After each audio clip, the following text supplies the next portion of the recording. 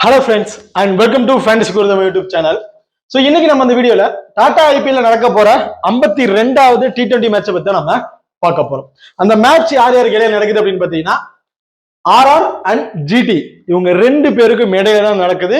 இந்த ரெண்டு பேருமே டேபிள்ல 4வது 5வது இந்த இடத்துல வந்து இருக்கிறாங்க. இந்த மேட்சை யாரு வின் பண்றாங்களோ அவங்க டேபிள்ல 2வது பொசிஷனுக்கு போவாங்க. ஆமா, இந்த மேட்சை வின் பண்றவங்க 2வது பொசிஷன், அது நெட் ரன் ரேட் கொஞ்சம் ஹைல பண்ணாங்கன்னா ஃபர்ஸ்ட் பிளேஸ் போறதுக்கான வாய்ப்புகளும் இருக்கு இந்த ரெண்டு டீமுக்குமே. காரணம் என்னன்னு பாத்தீங்கன்னா டாப்ல இருக்கிற பஞ்சாப் அண்ட் ஆர்சிபி இந்த ரெண்டு பேருமே ரீசெண்டா விளையாடுற மேட்சை லாஸ் ஆகிட்டு வந்துகிட்டே இருக்கிறாங்க. லாஸ்டா மேட்சை பார்த்து தெரிஞ்சிருக்கும். லாஸ்டா அந்த ஆர்சிபி மேட்சும் லாஸ் அண்ட் பஞ்சாபும் மேட்சை லாஸ் பண்ணிட்டாங்க. இப்போதைக்கு சன்ரைசர்ஸ் ஃபர்ஸ்ட் பிளேஸ்ல இருக்காங்க. அந்த 2வது இடம் இல்ல சூப்பரா வெற்றி பெற்றாங்க அப்படின்னா ஃபர்ஸ்ட் இடத்தை இந்த ரெண்டு டீம்ல ஏதோ ஒரு டீமால வின் பண்ண முடியும். அது எந்த டீம், யார் வின் பண்றதுக்கான அதிகமான வாய்ப்புகள் இருக்கு அப்படிங்கறத அந்த வீடியோல பார்க்க போறோம். வீடியோவை கடைசி ஸ்கிப் பண்ணாம பாருங்க. மேட்சை பொறுத்த வரைக்கும் 9ஆம் தேதி மே வந்து நடக்கிறதுக்கு டைமிங் இரவு 7:30 மணிக்கு வந்து இந்த மேட்ச் வந்து நடக்க போகுது. ஜெய்ப்பூர்ல தான் இந்த மேட்ச் வந்து நடக்க போகுது. கிட்டத்தட்ட ஆர்ஆரோட ஒரு ஹோம் கிரவுண்ட்னே சொல்லலாம். இந்த வெனுவுல நல்லாவே பேட் பண்ணியிருக்கிறாங்க அண்ட் ஹையஸ்ட் ஸ்கோர் வெனுவாகவும் வந்து இருந்திருக்கு. இந்த வெனுவோட பிச் ரிப்போர்ட் வந்து அதை வந்து சொல்ல போறது இல்லை. ஏன்னா ஒரு பிச் ரிப்போர்ட் ஒன்று ஆன்லைன்ல கொடுக்குறாங்க அண்ட் மேட்ச் ஆரம்பிக்கிறதுக்கு முன்னாடி ஒரு விதமான பிச் ரிப்போர்ட் கிடைக்குது. ஆனா மேட்ச் ரன் ஆகிட்டு இருக்கும்போது பாத்தீங்கன்னா அவங்க சொன்ன பிச் ரிப்போர்ட்டுக்கும் அதுக்கும் சம்மந்தமே இல்லையோ அப்படிங்கிற மாதிரி ஒரு விஷயம் எல்லாம் வந்து தோணுது. இப்போ லாஸ்டா அந்த ரெண்டு மேட்சுமே அப்படிதான் வந்து இருந்துச்சு.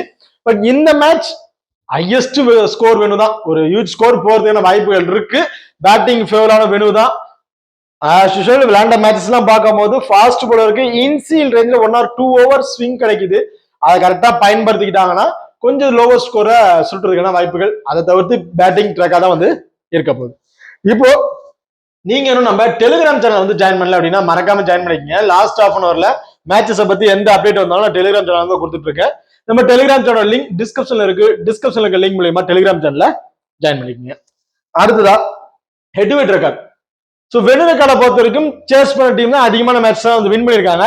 இவங்க ரெண்டு பேருக்கும் இடையே இந்த பேட்டில் அண்ட் இந்த வெனுல அப்படின்னு பார்க்கும்போது ஓவராலா ஒரு 3 மேட்சஸ் விளையாண்டுருக்காங்க. அதுல ஜிடி 2 மேட்சஸும் ஆர்ஆர் 1 மேட்சஸ் அப்படிங்கிற மாதிரி தான் வின் பண்ணியிருக்காங்க. ஸோ ஜிடி தான் இந்த வெனுலயே ஆர்ஆர் வந்து சம்பவம் பண்ணியிருக்காங்கன்னு சொல்லணும். அண்ட் ஆரோட ஹையஸ்ட் ஸ்கோர் இந்த வெனுல 212, ஜிடியோட ஹையஸ்ட் ஸ்கோர் 209 வந்து இருந்திருக்கு. இதுல இன்னொரு விஷயம் என்னன்னு பாத்தீங்கன்னா ஆர்ஆர் அண்ட் ஜிடி இவங்க ரெண்டு பேருமே ஆல்ரெடி ஒரு மேட்ச் வந்து பிளே பண்ணியிருக்காங்க. அந்த மேட்ச் அகமதாபாத்ல நடந்துச்சு. ஜிடியோட ஹோம் கிரவுண்ட்ல ஜிடி வந்து தோக்கடிச்சுட்டு வந்திருக்கிறாங்க. அப்போ ஜிடி அதுக்கு பழிவாங்கும் படலமா இந்த மேட்ச் வந்து இருக்க போகுது. இப்போ ரெண்டு டீமோட ப்ராப்பர் 12 பேர் அப்படின்னு பாத்தீங்கன்னா ஆர்ஆரை பொறுத்த வரைக்கும் சேம், எந்த ஒரு மாற்றம் இருக்கிறதுக்கான வாய்ப்புகள் கிடையாது. பவுலர்ல ஏதாவது சேஞ்சஸ் இருந்தா டெலிகிராம்ல அப்டேட் பண்றேன்.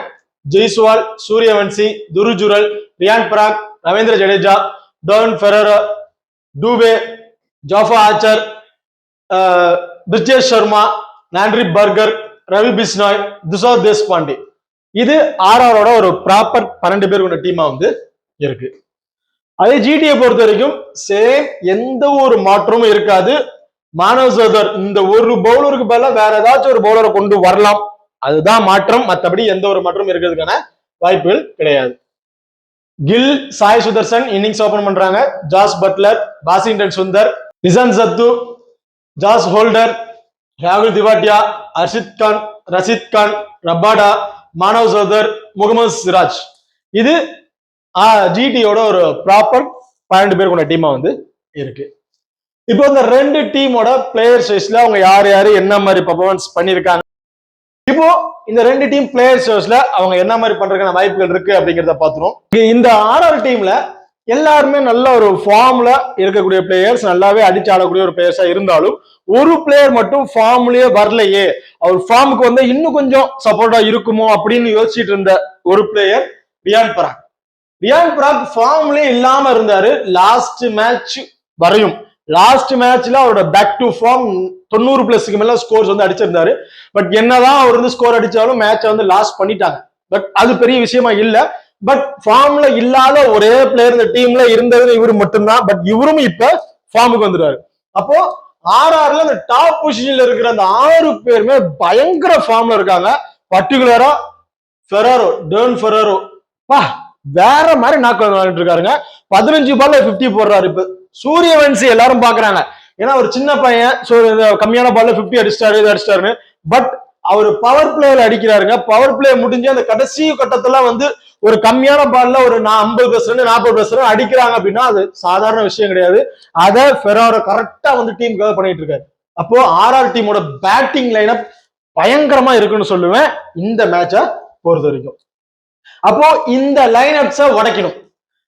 பவர் பிளே முதல் 2 ஓவர்லயே முதல் 2 விக்கெட் அவங்க எடுத்தே ஆகணும். அப்படி எடுத்தாங்க அப்படின்னா ஜிடி பக்கம் மேட்ச் அப்படிங்கிறத முடிவு பண்ணிக்கலாம். இல்ல பவர் பிளேல விக்கெட்டை எடுக்க முடியல ஜிடியால அப்படின்னா கண்டிப்பா அந்த மேட்ச் ஆர்ஆர் பக்கம் தான் சொல்லி 100% சொல்லுவேன். ஏன்னா 10 பால் சூரியவன்சி உள்ள நின்னுட்டா அப்படின்னா சூரியவன்சியோட ஃபார்ம் எப்படி இருக்குங்கிறது எல்லாருக்குமே தெரியும். பால்ல இருந்து அடிச்சு ஆடக்கூடிய ஒரு பிளேயர், அது உங்களுக்கு ஒரு வாய்ப்பு கொடுக்குறாரு, அந்த வாய்ப்பை நீங்க கரெக்டா பயன்படுத்திக்கணும். இல்ல அப்படின்னா சூரியவன்சியோட ஃபார்முக்கு கண்டிப்பா இந்த மேட்ச் 100+ ஸ்கோர் அடிக்கிறதுக்கு வாய்ப்புகள் இருக்கு. லாஸ்ட் வருஷம் ஜிடிக்கு எகென்ஸ்டா தான் சேம் இதே வேணு தான் நினைக்கிறேன். இதே வேணுல 100+ ஃபர்ஸ்ட் செஞ்சுரியை போட்டாரு.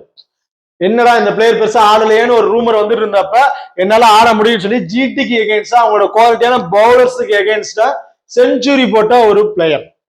சோ அப்படி இருக்கும் போது சூரியவன்சி கண்டிப்பா இந்த மேட்சும் ஒரு ஹியூஜ் ஸ்கோர் அடிக்கிறதுக்கான வாய்ப்புகள் இருக்கு. அது எப்பன்னா முதல் 2 ஓவரை நின்னுட்டாரு அப்படின்னா அந்த 2 ஓவர் ஸ்ட்ரகிள் யார் கொடுக்குறா அப்படின்னு பாத்தீங்கன்னா முகமது சிராஜ், ரபாடா. முகமது சிராஜ் என்ன ஸ்ட்ரகிள் கொடுக்குறாரு அப்படின்னா முகமது சிராஜை பொறுத்த வரைக்கும் ஸ்விங் கிடைக்குதுங்க. பால் நல்லாவே இன் ஸ்விங்னாலும் சரி அவுட் ஸ்விங் தேவைனாலும் கரெக்டா இதை பயன்படுத்துறாரு. அந்த அவுட் ஸ்விங்ல கொஞ்சம் மிஸ்ஸேஜ் ஆகி சூரியவன்சி விக்கெட்டை விட்டுருவாரோ அப்படிங்கிற மாதிரி தான் இருக்கு. லாஸ்ட் மேட்ச் கேல் ஜெமின்சன் வந்து டிசிக்கு கொஞ்சம் ஒரு 4 ரன் அடிச்சாரு, அதுக்கப்புறம் விக்கெட்டை விட்டுட்டாரு. முதல் பால் 4 அடிச்சாரு, அடுத்த பால்ல நல்ல ஒரு யாக்கர் இன் ஸ்விங் கரெக்டா கணிக்க முடியல, விக்கெட் வந்துருச்சு. பட் இந்த மேட்ச் அந்த ஒரு வெறியில இருப்பாருன்னு எனக்கு தெரியும். கண்டிப்பா அதுல ஒரு நல்ல ஸ்கோர் அடிப்பாரு சிராஜ் ஓவரை தாண்டிட்டாரு அப்படின்னா. இல்லைன்னா சிராஜ் சூரியவன்சி விக்கெட் எடுக்கிறதுக்கான வாய்ப்புகள் இருக்கு. அடுத்ததா ஜெய்ஸ்வாலுக்கு இருக்கிற ஸ்ட்ரகிள் ரபாடா.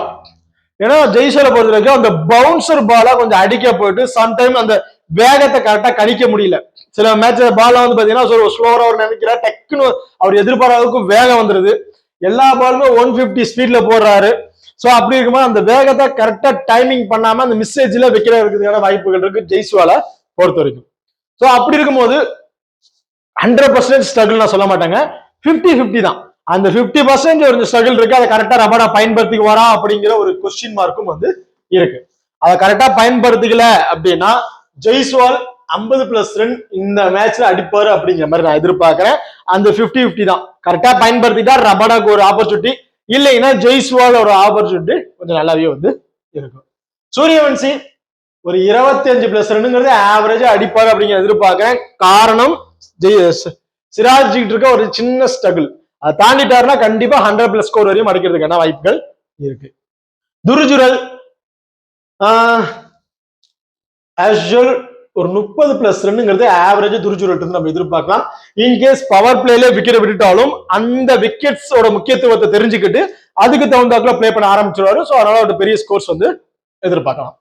ரியான் பராக் இந்த மேட்ச் அந்த அளவுக்கு பெரிய ஸ்கோர் இருக்குமாங்கிறது டவுட் தான். ஒரு 20ல இருந்து ஒரு 25+ ரன் வரையும் அடிப்பாரு அப்படிங்கிறத எதிர்பார்க்கிறேன். ஹோல்டர் அண்ட் ரியான் பராக் கொஞ்சம் பேட்டில் இருக்க வாய்ப்புகள் இருக்கு. ரவீந்திர ஜடேஜா பேட்டிங் யாரும் மோஸ்ட்லி வரதில்லை, பவுலிங் ஆப்ஷனும் மோஸ்ட்லி கிடைக்கிறது இல்லை. பட் இந்த மேட்ச் கண்டிப்பா பவுல் பண்ணுவாரு. ஜிடிக்கு எகெயின்ஸ்டா சூப்பரா பவுல் பண்ணியிருக்காரு, விக்கெட்ஸும் அந்த கிடைச்சிருக்கு. அப்படிங்கிற பட்சத்துல இந்த மேட்ச் 4 ஓவருமே பவுல் பண்றாருங்கிற பட்சத்துல ஒரு விக்கெட் அப்படிங்கிறத எதிர்பார்க்கலாம். பேட்டிங்ல வந்து ஒரு 15+ ரன் அப்படிங்கிறத எதிர்பார்க்கலாம். இன்கேஸ் பவுலிங் ஆப்ஷன் கிடைக்கல, பியூர்லி பேட்டிங் ட்ரை பண்றாங்க அப்படிங்கிற பட்சத்துல பேட்டிங் ஆர்டர் வந்தாரு அப்படின்னா ஒரு 20+ ரன் அப்படிங்கிறத எதிர்பார்க்கலாம். இல்லைன்னா ஒரு பெருசா இம்பாக்ட் வந்து கிடைக்க போறதுக்கு.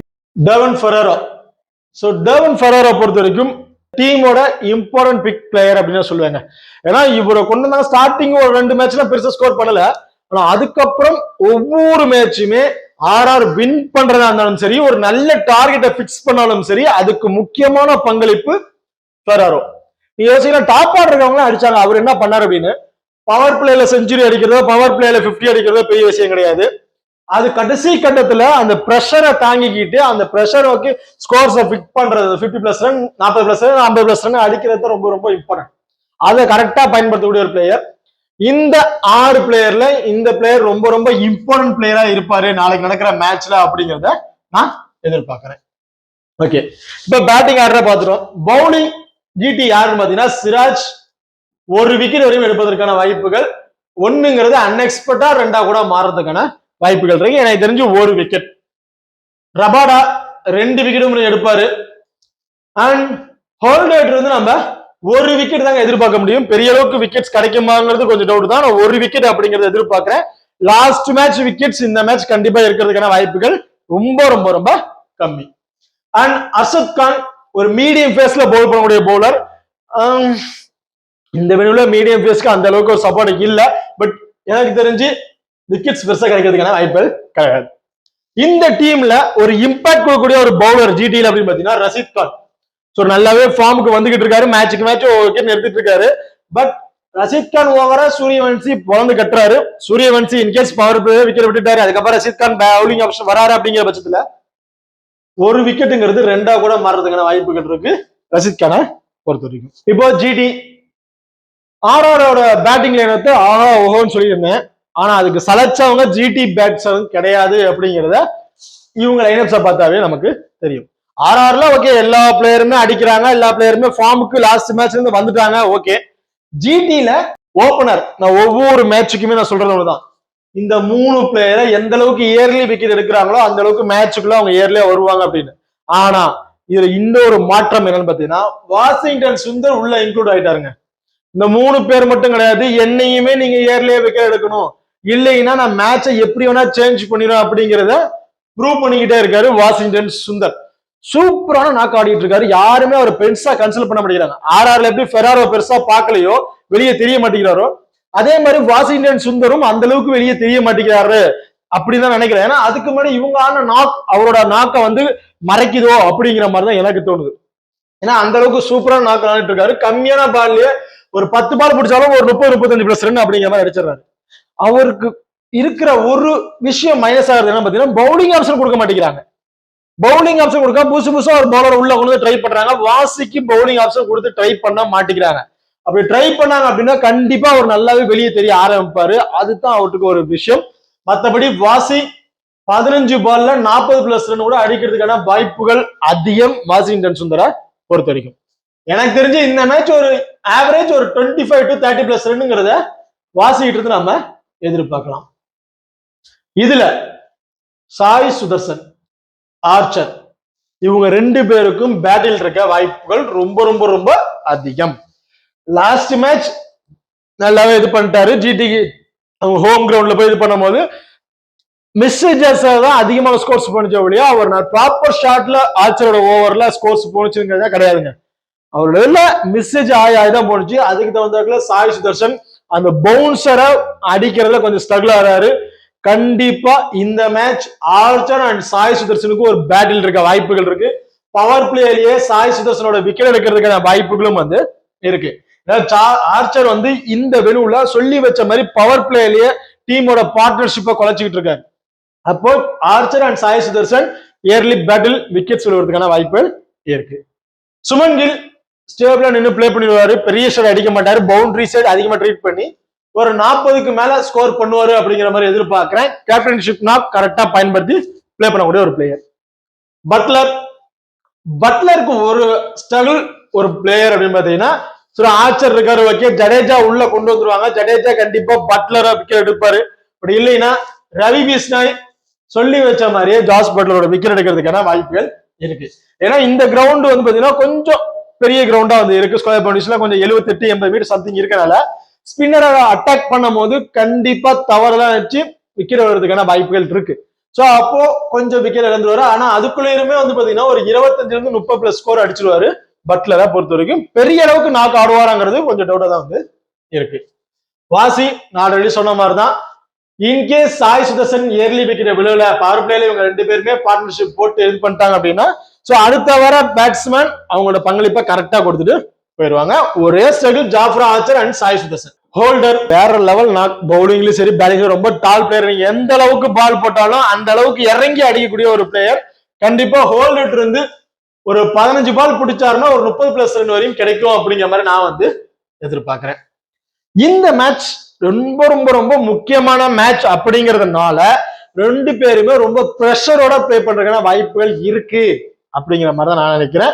ஆர்ஆர் அந்த அளவுக்கு பிரஷரோட இருக்க மாட்டாங்க ஜிடியை கம்பேர் பண்ணும் போது. ஸோ ஏன்னா ஜிடி கொஞ்சம் மைனஸ்ல இருக்கிறாங்க ரன் ரேட் அப்படிங்கறதுனால கொஞ்சம் இதா விளையாடுறதுக்கான வாய்ப்புகள் இருக்கு. இது இன்னொரு விஷயம் நீங்க யோசிக்கணும். டாப் ஆர்டர் இருக்காங்க, லாஸ் ஆகிட்டே வராங்க அப்படின்னா அதுல அவங்களுக்கு ஆப்போனண்டா பிளே பண்ணவங்க இதுக்கு மேல நம்ம வின் பண்ணாலும் பெருசா இம்பாக்ட் கொடுக்க போறது இல்ல அப்படிங்கறதுனால அவங்க ஃப்ரீயா விட்டுட்டாங்க. அந்த ஃப்ரீடமை பயன்படுத்திட்டு அவங்க சூப்பரா விளையாடுறதுனால அவங்க டாப் ஆர்ட் அந்த கிராப்ஸ் பண்றாங்க இல்லையா, மற்றபடி அவங்களை ஈஸியா வந்து ஜெயிச்சிட விடல. சோ அப்ப இந்த ரெண்டு டீமுமே இந்த மேட்ச் ரொம்ப ரொம்ப முக்கியமான மேட்ச். ஃபர்ஸ்ட் பிளேஸ் போறதுக்கான ஒரு மேட்சா கூட இருக்கிறதுக்கான வாய்ப்புகள் அப்படிங்கிறதுனால கொஞ்சம் பிரஷரோட விளையாடுறதுக்கான வாய்ப்புகள் இருக்கு. இப்போ இந்த ஆர்ஆர் பவுலர்ஸ் எனக்கு தெரிஞ்சு துஷார் தேஷ்பாண்டே இந்த மேட்ச் பவுல் பண்றாரு அப்படின்னா 10 ஓவருக்கு அப்புறம் ஒரு பவுலிங் ஆப்ஷன் டீமை கிளாப்ஸ் பண்ணிடுவாருங்க. கண்டிப்பா ஒரு விக்கெட் அப்படிங்கிற எடுத்துருவாரு. விஜய் சர்மா கண்டிப்பா இவற்றும் இருந்து நம்ம ஒரு விக்கெட் எதிர்பார்க்கலாம். பார்ட்னர்ஷிப் போட்டு ஒரு கம்பேக் கொடுத்துட்டு இருக்காங்க ஜிடி, என்ன பண்றதுங்கம்மா அந்த இதுல விஜய் சர்மா கரெக்டா வந்து பவுல் பண்ணி விக்கெட்ஸ் எடுத்து கொடுத்துருவாரு. இல்ல ஸ்கோரை அப்படியே டவுன் பண்ணி அடுத்த வாரம் பவுலர்கிட்ட கொஞ்சம் ஃப்ரீடமா இந்த நீ போய் பவுல் பண்ணு, அவன் கண்டிப்பா விக்கெட் விடுவான், அந்த மாதிரி ஒரு மைண்ட் செட்டை கொடுத்துருவாரு விஜய் சர்மா. சோ அப்ப சூப்பரான பவுலர். ஆர்ச்சர் இந்த மேட்ச் ஒரு 2 விக்கெட் வரையும் கிடைக்கும் அப்படிங்கிற மாதிரி எதிர்பார்க்கிறேன். ரவி பிஷ்னாய் ஒன்னு அதிகபட்சம் 2 விக்கெட் அப்படிங்கிறத எடுத்துருவாருங்க. அடுத்ததா Andre Burger Jadeja. In case Andre Burger over கொஞ்சம் அடி விழுகுதுங்கிற பட்சத்துல ஜடேஜாக்கு ஓவர் கொடுத்து ட்ரை பண்ணி பார்க்கலாம். அப்படி ஜடேஜா பவுல் பண்ணாரு அப்படின்னா ஃபீல்டிங் கரெக்டா பண்றாங்க பட்சத்துல ஜடேஜா கண்டிப்பா ஒரு விக்கெட் எதிர்பார்க்கலாம். இல்லாத ஃபீல்டிங் திருப்பி நம்ம சொதப்புறோம் அப்படின்னாங்கன்னா பெருசா விக்கெட்ஸ் யார்ட்டுமே எதிர்பார்க்க முடியாது. ஜிடி ஜெயிக்கிறதுக்கான வாய்ப்புகள் அமைஞ்சிடும். ஓகே, இப்போ ரெண்டு டீமோட பிளேயர் சைஸ்ல யார் யாருக்கு என்னென்ன ஆப்ஷன், என்ன மாதிரி பண்றதுக்கான வாய்ப்புகள், யார் ஸ்ட்ரகிள் கொடுக்குறாங்கன்னு பார்த்துட்டோம். இதுல டெவன் ஃபெரரோ 1, துருஜுரல் 2, சூரியவன்சி ஜெய்ஸ்வால் 3, 4 இந்த 4 player and Ravi Bishnoi 5, Jofra Archer 6 இந்த 6 பிளேயரோட பங்களிப்பு நல்லாவே இருக்கும். 7th player option Jadeja or Riyan Parag 2 பேர்ல எனி ஒன் 7th பிளேயர் ஆப்ஷனா இருக்கிறதுக்கான வாய்ப்புகள் இருக்கு. ஜிடியை பொறுத்த வரைக்கும் ஹோல்டர் 1, வாசி 2, சுமன் கில் 3 அண்ட் ரஷித் கான் 4, ரபாடா 5, முகமது சிராஜ் அல்லது அர்ஷத் கான் 2 பேர்ல எனி ஒன் 6. இந்த 7th பிளேயர் ஆப்ஷன்ல ஜாஸ் பட்லர் 2ஆ வச்சுக்கோங்க, வாசி அல்லது சாய் சுதர்சன் 2 பேர்ல any one 7th player option. இந்த 7 பேரோட பங்களிப்பு கொஞ்சம் நல்லாவே இருக்கிறதுக்கான வாய்ப்புகள் இருக்கு. சோ பவுலர்ல 2 பிளேயர் அர்ஷத் கான் இல்ல முகமது சிராஜ் 2 பேரோட பங்களிப்புல எனி ஒன் அப்படிங்கிற ஆப்ஷன் தான் வந்து ஏற்க போகுது. ஓகே, இப்போ இந்த வீடியோ வந்து உங்களுக்கு பிடிச்சிருக்கு நம்புறேன். சோ இந்த வீடியோ பிடிச்சிருந்து அப்படின்னா மறக்காம லைக் பண்ணுங்க அண்ட் ஷேர் பண்ணுங்க, சப்ஸ்கிரைப் பண்ணுங்க. தேங்க்யூ.